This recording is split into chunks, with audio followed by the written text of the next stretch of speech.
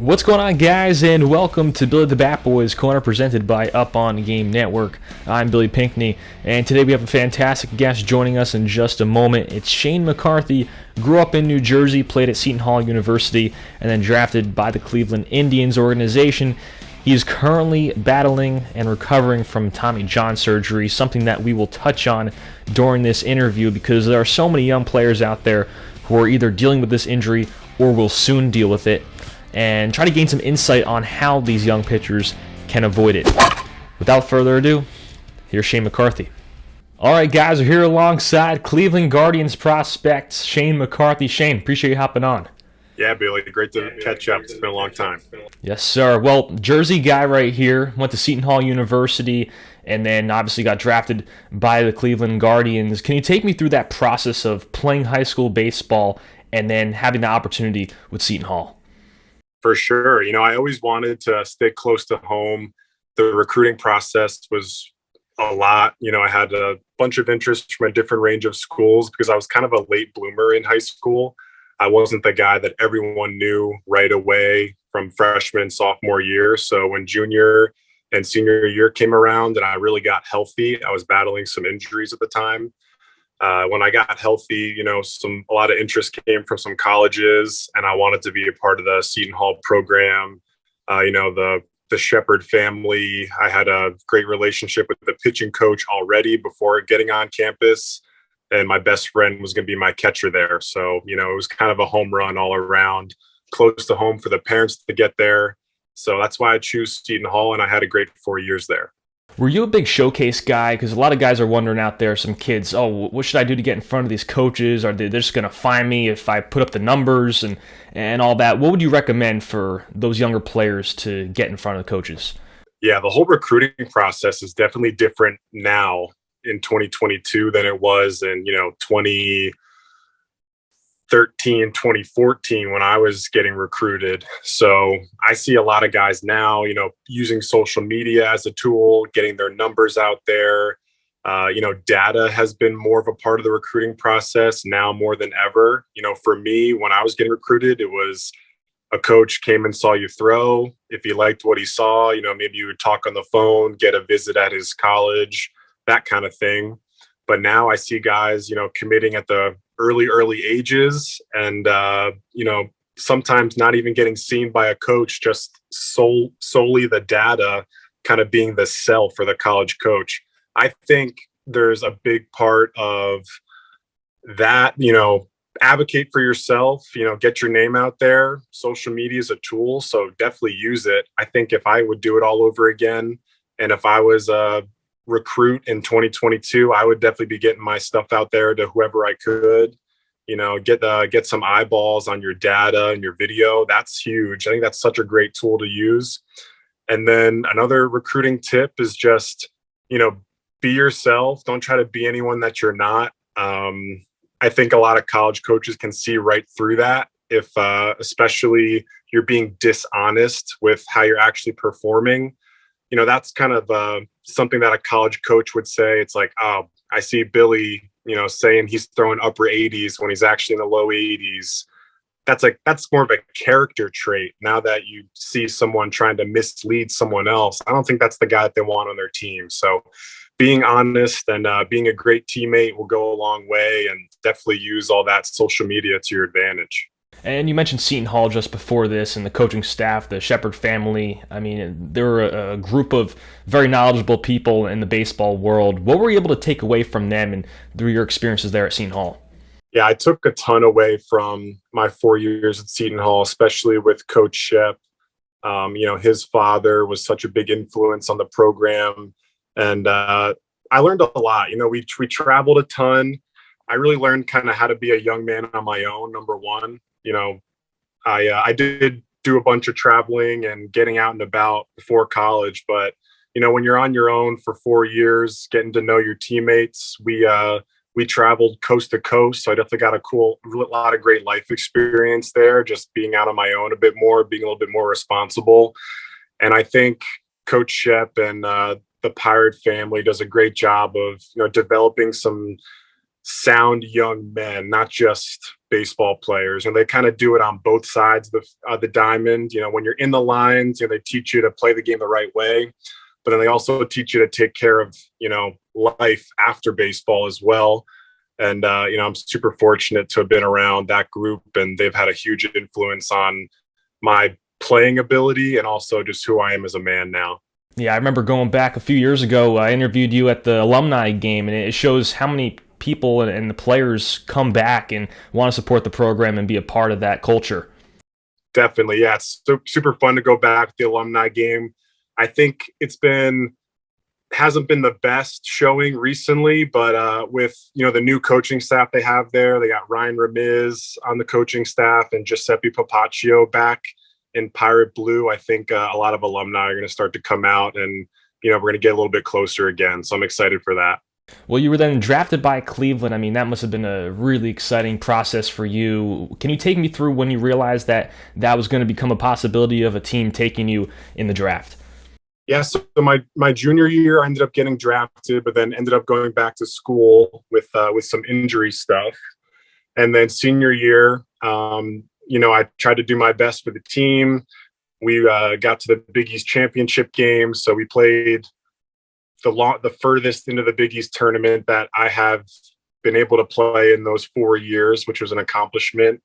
And then after that, I was just really hoping, that last game that I pitched in the championship, I was just hoping it wasn't my last game of baseball ever. There was no set in stone, team saying, oh yeah, we're picking you, no doubt about it. It was definitely, I definitely had a bunch of interest just from, what I've been able to do in the past and up to that point. Pretty good track record of some performance and some success at a high level. So I was fortunate to kind of lean on that a bit when maybe I wasn't pitching my best or I was dealing with a couple injuries. And when Cleveland called, I was sitting on my front porch of my house and just listening to every pick go by. And it's funny enough, I was picked a couple picks in the 18th round after I was the year before. So 18th round twice in a row. I guess that's just my lucky number or whatever. But yeah, it was so great. I didn't know a ton about Cleveland. When I first got drafted, I obviously knew, at the Cleveland Indians at the time, more of a small market team. They weren't going to be able to go out and sign big free agents like the, Yankees, Dodgers, Red Sox can do. And that's really played into my advantage, actually. Now that I'm with Cleveland for the past 4 or 5 seasons, I've learned how much they prioritize the development of their minor league prospects and their players. Because like I said, they can't go out and make a big splash in the free agent market all the time. So they need to really invest in what they have within. And my game has totally changed since becoming a Guardian. I used to be more of a sinker slider guy. Now I'm working more of a 4-seam slider changeup. And my delivery has improved a ton working with the great coaches and player development staff that we have. And we're also very data driven. So getting to learn that side of the game has been amazing. And I really if I could do it all over again, knowing what I knew now, if I had a choice to pick whatever team I could get drafted by, it would be Cleveland. So I've been in a great spot ever since.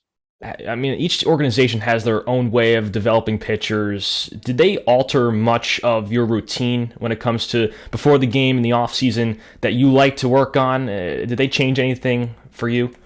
Yeah, what we do here with Cleveland is everything is a partnership. So, if I come up with a good idea and, I can bring it to the coaching staff, I can bring it to the front office members of the pitching group, and, we have a conversation about it.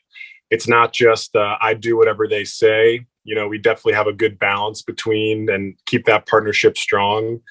I was a part of a couple training camps that they've had out here in the off seasons, which have been a really great way to get to know the organization a lot better, get to know the coaches, and just feel really comfortable in their in the way they go about business out here. We talk about routines a ton, so I'm happy you brought that up. I think routine is so huge in this game because, no matter where you're at, no matter what's going on outside of your control, if you can have that routine and stick with it and take it with you wherever you go, and you know exactly what you need to be doing. It's such a great way to like keep that confidence up, because this game is tough. And so having a great routine has been something that Cleveland's helped me with out a lot. And also important thing for routines I've learned here is that, you got to have your own routine, but as just like the environment can change, your routine needs to change a little bit too. So the routine that I had when I got drafted in 2018 has changed a lot since now in 2022, especially with injuries. Coming back a couple times through the rehab process, I've learned a ton. So, Cleveland, it's been a great experience overall. Well, it obviously worked out, your new routine. Your first year had a .88 ERA. I mean, when you're making that transition from college into pro ball, what qualities do you feel that you need to have in order to be successful? I think I took a lot from what I learned at Seton Hall, going back to talking about the Pirates. We prioritized winning. And that's what happens in college is you want to win games, because that's how you get into regionals. That's how you get into postseason play. And then when you get to the minor leagues, especially the lower levels of the minor leagues, it's not always about winning right away.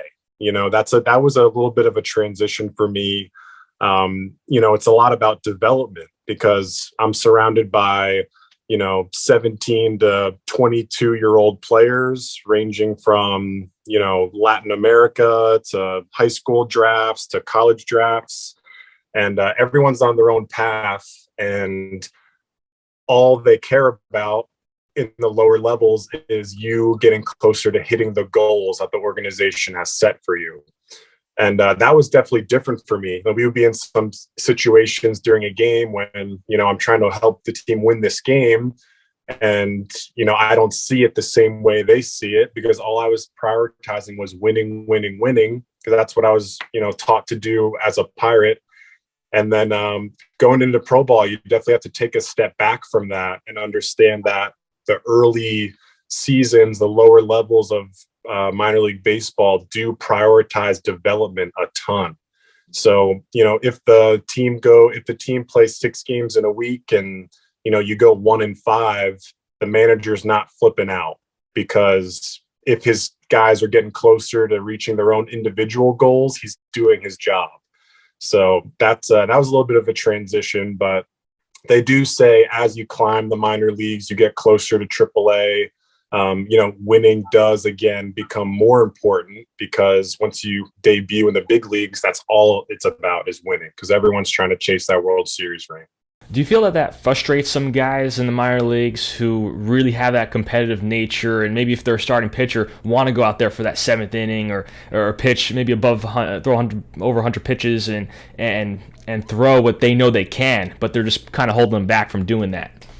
Yeah, I think some guys might struggle with that, but we have to also take in the fact that, we're working with some of the best professionals overall, like medical staff, strength conditioning staff, pitching staff, our fundamental group. Like everyone here is here for a reason. Like they know their stuff, they've helped players in the past. So I think once you kind of buy into the formula, it might take a little bit of a transition period. I know it did for me, maybe about 2-3 months to see, okay, like I can really trust these guys. They're really trying to improve my career. And that's kind of all stems back from that partnership. So it definitely comes maybe a little easier to some guys more than others, that transition. But once you understand that everyone's just trying to help individuals become big leaguers, like that's what our, all of our fundamental group is trying to do, whether it might be for the Guardians or someone else. Like they just want to see us as individuals make it to the big leagues. Well, in that system, you went from low A to then double A. They had you skip high A. What was the reasoning behind that? Did they explain that to you? Was it because you went to college and played there? They felt you were ready? Definitely, I had some experience being an older player, but the real reason was the COVID season in 2020. When we all got sent home for COVID, I had planned to have been starting in high A that year. So I worked my tail off in 2020 back in Texas to make sure I was feeling good and getting ready for whenever we were going to play again, because we weren't sure. it was a crazy time for everybody. But I was lucky to go to Instructs. So a small group of guys got to come out to Instructs in 2020. And I was really the only organized baseball on the minor league side. Was just that Instructs camp. So that was about like 4 or 6 weeks. And I was able to come out here and show them everything I worked on throughout the COVID season by myself. And then, I think me being able to come out here, show them, I'm tracking on my goals. I'm getting a little bit closer. They felt good about me skipping our high A affiliate and going to double A in 2021. And they counted that year as a year of development, that 2020 season. So it hurt a lot of guys, also benefited some, but it was a tough period there. Did you experience that the hitters were a lot more veteran-like and more patient at the plate in double A? I think the double A level is really special because I think you're getting you're playing against the future of a lot of big league teams. I played against, O'Neal Cruz, who's been crushing it in Major League Baseball. We played really again, name a team like Riley Green, Spencer Torkelson, these guys who are just doing their thing in the big leagues now. They were all starting at the double A level in 2021. So I think you do see a lot of high talent, a lot of high draft pick prospect players, but you also will see some guys that have been around a bit longer. It might be their second season in double A. They have a ton of experience. They understand the league and what the talent pool is going to look like. So I definitely, tried to lean on a couple of our veteran players on the team when I was there in Akron in 2021 and learned from them because they had the double A experience already. But it's just a really cool league. You could see anyone from that 20-year-old stud international prospect to, the 26-year-old, even guys with big league experience who got minor league free agents and now they're trying to start new with someone else. Sometimes I start them in double A just to see how it's going to go. And, we faced a couple guys in their low 30s even. It's such a wide variety of talent at the double A level. But, everyone's a really good player because not everyone gets to play in double A. Well, you then unfortunately had to undergo Tommy John surgery. Can you take me through the process of just realizing that was going to be something you'd have to do and deal with, and just that whole year really of that process? Definitely. So, I've had my fair share of injuries in the past. Tommy John being the new number one on the list in terms of time off and the severity of the whole surgery process, the injury, the rehab. So, I've done well coming back from injuries in the past. I've had some other things done on my arm, but this was going to be my toughest task yet. I knew that. And I knew I had to kind of tap into my support system. My fiance, my parents, everyone out here has been just amazing helping me get through this.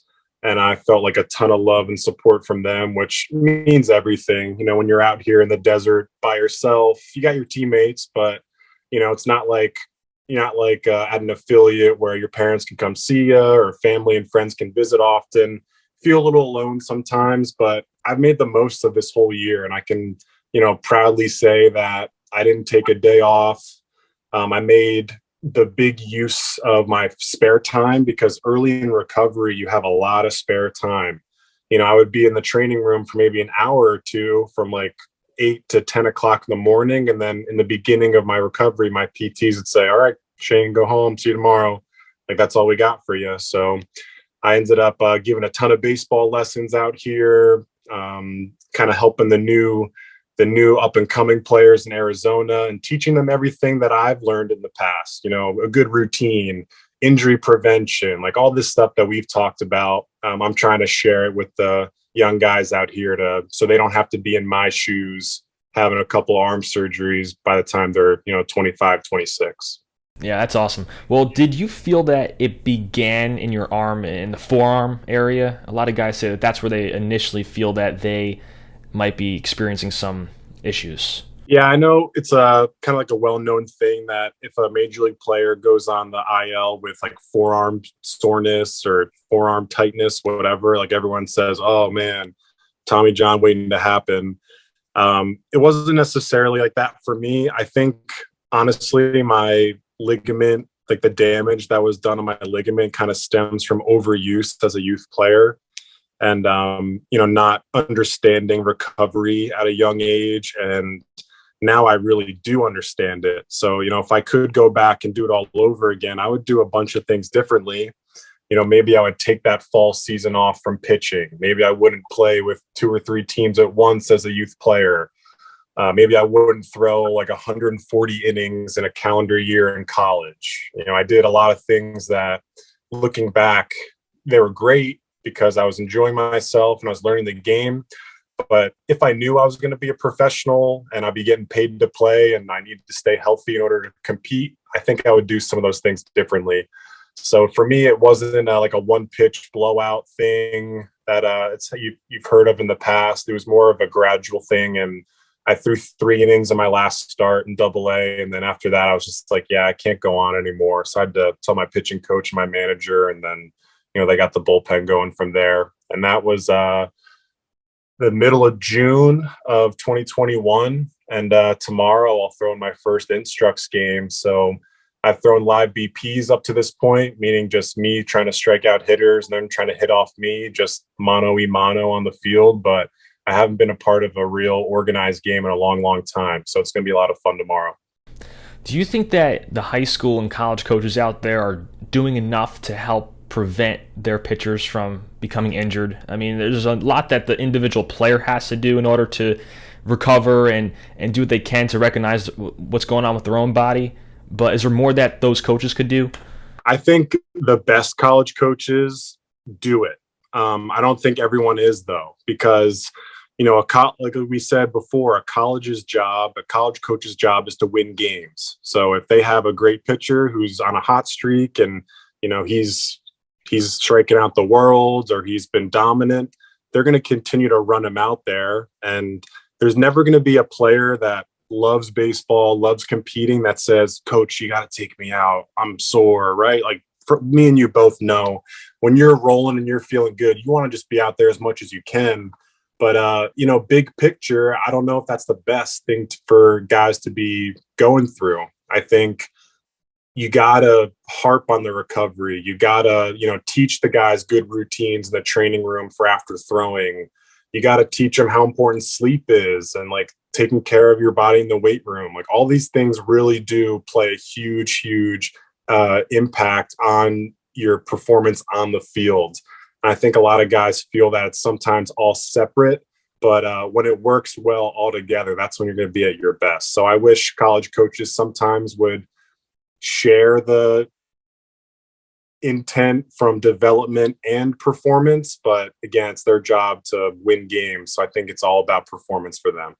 Well, Shane, I appreciate you taking the time. Before I let you go, I wanted to mention what you're also doing on social media to help out the younger guys. You're showing what you're doing, your process, and the recovery as well on social media. Yeah, so my page is Grow the Game Training on Instagram.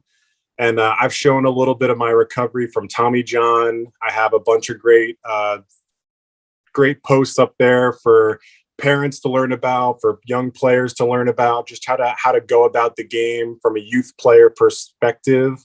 And I try to teach everyone from my experiences. So, hopefully you can end up in the same environment as me, being a professional athlete, but you'll be much healthier.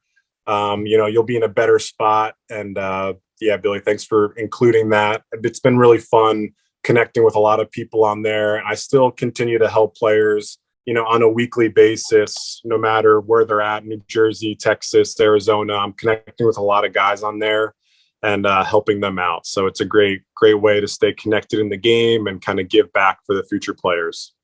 Awesome. Shane, I appreciate it. And best of luck tomorrow, ramping it back up. Yeah, thanks, Billy. Appreciate you, man. We'd like to thank you for tuning in to this episode of Billy the Batboy's Corner, presented by Up On Game.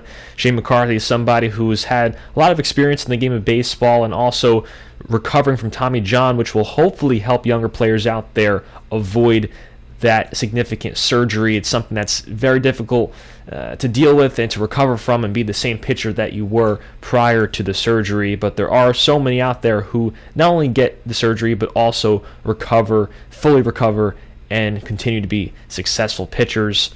We're supporting the Father English Center in Paterson, New Jersey, and if you'd like to learn more about what we're doing here with Billy the Bat Boy's Corner and Up On Game Network, be sure to follow on social media at Billy the Bat Boy, at Up On Game Network. Also, rate, review, subscribe, and we'll see you next time here on the show.